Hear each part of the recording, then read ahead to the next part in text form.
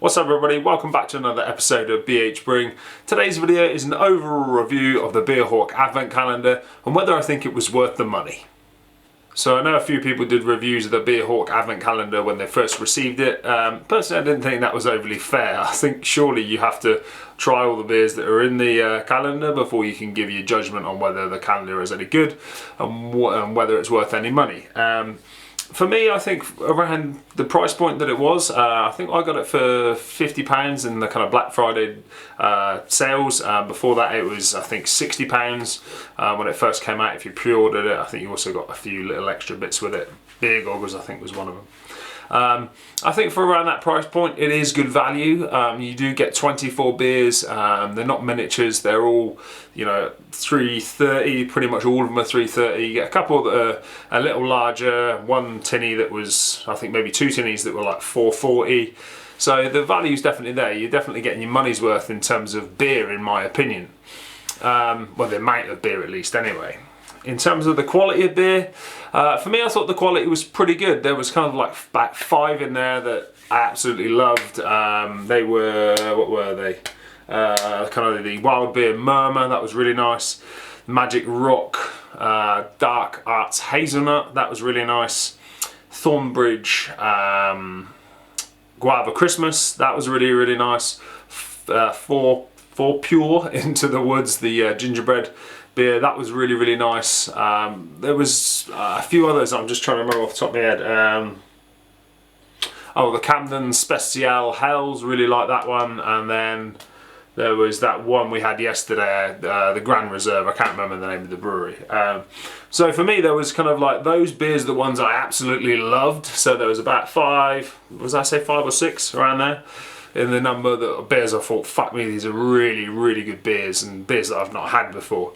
So they were, for me, you know, brilliant to try those beers I've not had, and I think 5 or 6 out of, you know, 24 beers is pretty good going for beers that you absolutely love. Of course there were some duds in there. You can't expect, you know, Beerhawk to cram it full of really good beers, and I think if you have that expectation going in that every beer you taste from the Advent Calendar is going to be amazing, then you're going to be disappointed.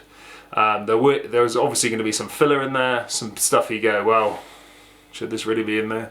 For instance, the first thing that comes to mind for me is the Mikkeller table beer.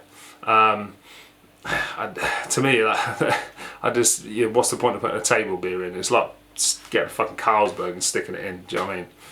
Just not worth it. But you've got to just put up with that, unfortunately. That's one of the things with these advent calendars. They're not going to send you 24 amazing beers. There's going to be some duds, there's going to be some mediocre ones, but you will get some amazing beers in there. I think, you know, if you've never had a beer advent calendar before, then it's worth getting. I think even for me, who's been drinking craft beer for, Christ, years and years and years, I think what it does is I wouldn't necessarily pick some of those beers, and it kind of gives you, it broadens your horizons, if you will, because a lot of those beers I probably wouldn't have ordered or probably would have never tried. So it broadens your horizons to different types of beer and kind of just, you know, makes it a bit more interesting. You go, oh, I've never had that one before, I've never had that brewery before. So you get to kind of try different beers, and I think that's the biggest selling point of this advent calendar, is the variety and the fact you do get to try so many different beers. Having said that, if I was to probably make any comments on, you know, the beers that are in there, I'd like a few more dark beers. You know, this is an advent calendar coming up to Christmas. I know dark beers and stouts and porters are not everybody's thing. But I felt it could have done with a little more inclusion there. There was, for me, there's a few too many kind of standard IPAs in there. You know, just mix it up a bit. Even if there's more, you know, if there's more stouts, if there's more Hefeweizens, if there's more, I don't know, sours, whatever, just completely mix it up. Put more of a variety in there. If you're a kind of a stout fan and you're a fan of drinking stouts, I don't think this you know, calendar's for you. If you're somebody who solely drinks dark beer, I probably wouldn't buy it. There's one by Beerhawk which my friend had. He's an investor in, I say investor, he's part of the beer club for Beerhawk, so don't take that the wrong way, by the way, mate. So he's an investor, and he got a pack for Christmas, which if I remember rightly, cost him over 100 quid. So double the price of the Beer Hawk one, but that was cram full of like proper dark, stouts, imperial stouts, coffee stouts, porters. It was like chock full of these really, really, really like dark beers and strong ass beers as well. I don't think he posted many beers. We got a little beer group and then our beer group. I don't think he posted many beers that were under about 10 or 11% each day. So if you want to get fucked up, get that one. But I do think you might need to be an investor for that one. So I'm not overly sure. I may be wrong. You might not need to be. So yeah, if you're a fan of kind of dark beers, then maybe avoid this advent calendar.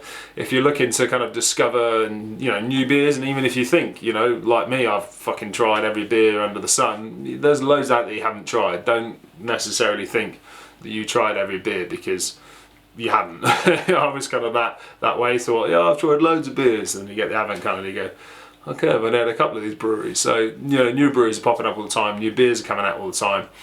So for me, I think it's, it's definitely worth picking up if you want to explore.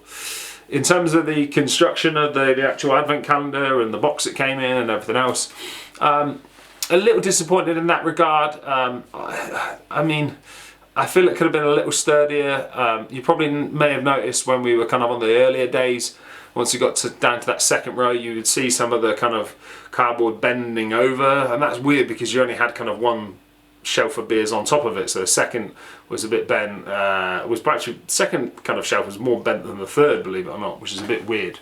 So I think the construction could have been a bit more solid.